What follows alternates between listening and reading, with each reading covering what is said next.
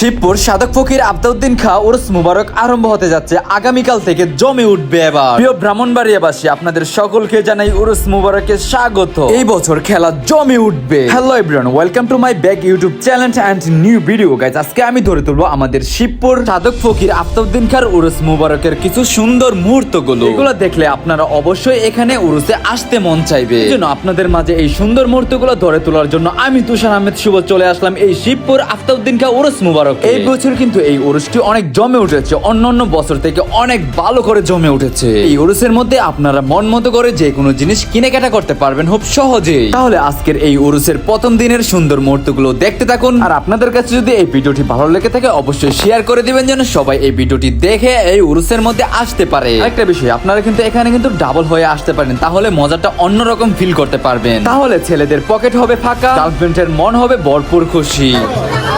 প্রথম শুরু